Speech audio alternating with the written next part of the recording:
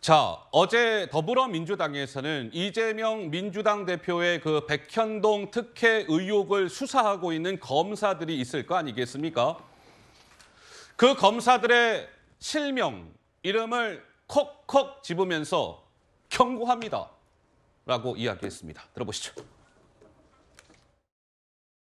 정권 위기 때마다 뒤처리 전담반 자처하는 정치검찰. 서울중앙지검, 수원지검, 성남지청 등 수사기관들이 충성 경쟁하듯 조작 수사 경쟁을 벌입니다. 검찰이 대통령이 친 사고 수습하러 다니는 뒤처리 전담반입니까?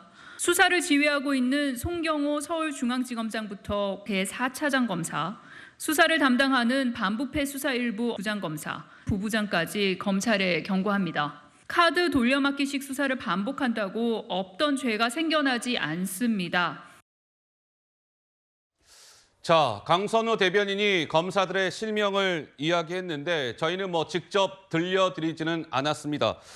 그런데 민주당이 검사들의 실명을 공개한 것은 이번이 처음일까요?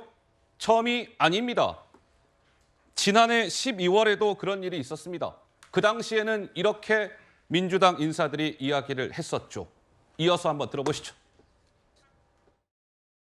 서울중앙지검장은 윤석열 사단의 핵심으로서 4차장 검사가 이재명 대표 수사를 총지휘하고 있습니다. 이재명 대표에게만 집중되어 있는 수사를 보여주고 있습니다. 야당 대표 한 사람을 죽이기 위해 검사 60명이 달려들 정도로 이례적입니다. 검찰 독재 정치 탄압을 일방적으로 진행하는 수사 검사들이 누군가에 대해서 알 권리가 저는 있다고 봅니다. 현 윤석열 검찰이 과연 정당하냐? 어느 검사들이 이 수사를 주도하고 있고 어떻게 하고 있는지를 알 필요가 있다. 자, 김유정 의원님 어떻습니까? 잇따라 이재명 대표를 수사하고 있는 검사들의 실명을 민주당 쪽에서 공개라고 해야 될까요? 이른바 공개적으로 이야기를 하고 있는데 적절하다고 보십니까? 좀 어떻게 보세요?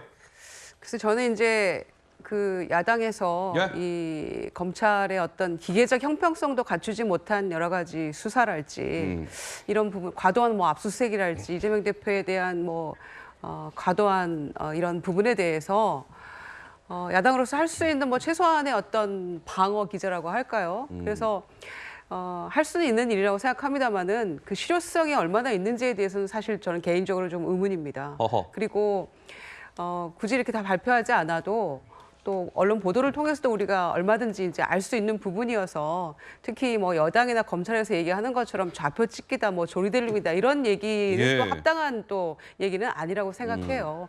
지금 몇 차례에 걸쳐서 공개하고 했습니다마는 실제로 그게 어떤 의미가 있는 건지는 잘 모르겠어요. 어허. 무슨 일이 일어난 것도 아니고 마치 뭔가 그렇게 좌표를 찍어서 위협을 하는 듯한 그런 거 아니냐라고 의심하긴 합니다마는.